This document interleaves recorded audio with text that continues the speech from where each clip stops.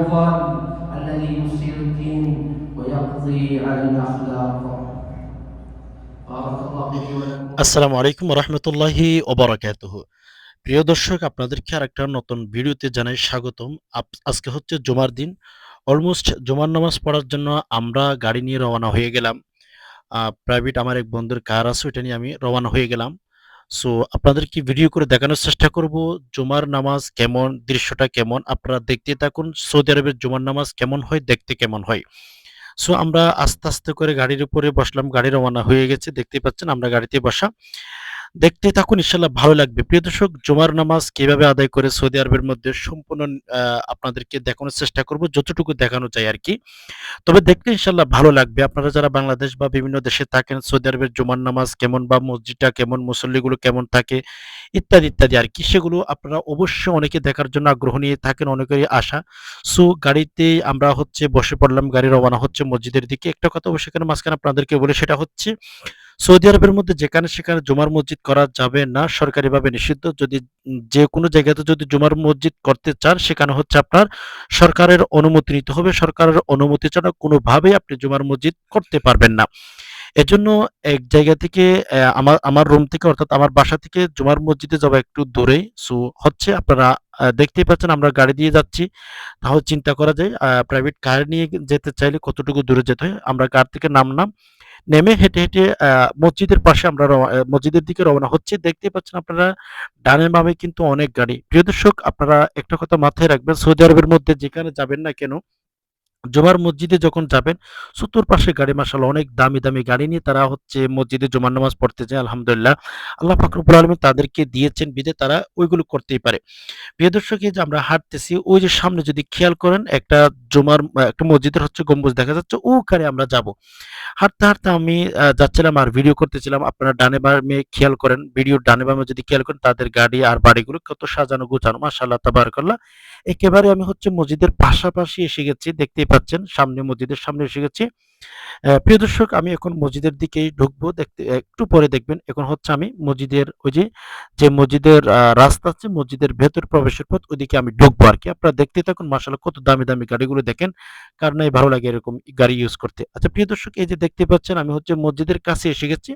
তবে একটা কথা এখানে মাথায় রাখতে হবে, আমি আজকে যে মসজিদটাতে গেলাম, সেই মসজিদটা তেমন একটা সাজানো না, তবে আল্লাহর ঘর মাশাআল্লাহ অনেক সুন্দর।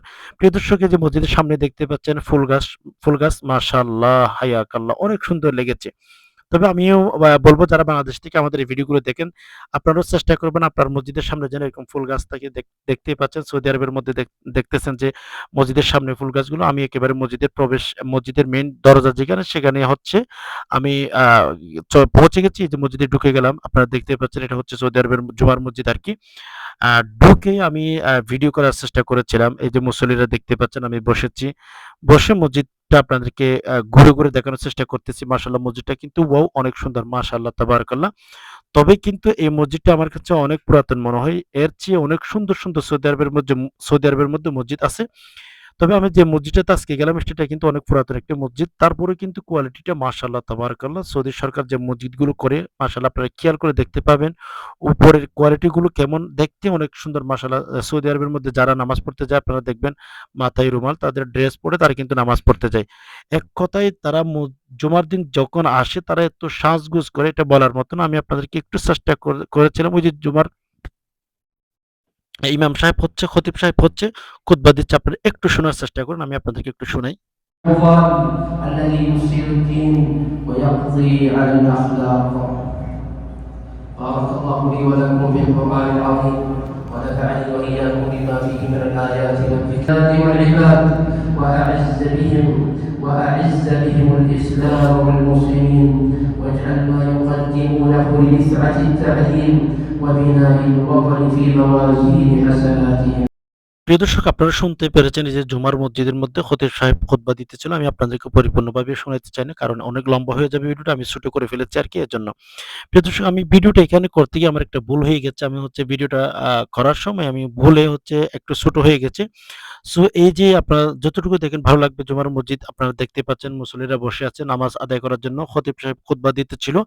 এন্ড আমরা সহ, মুসল্লি সহ যারা মানুষ ছিল, সবাই হচ্ছে একটু অপেক্ষা করেছিল। নামাজ আদায় করে ফেলেছি আমরা।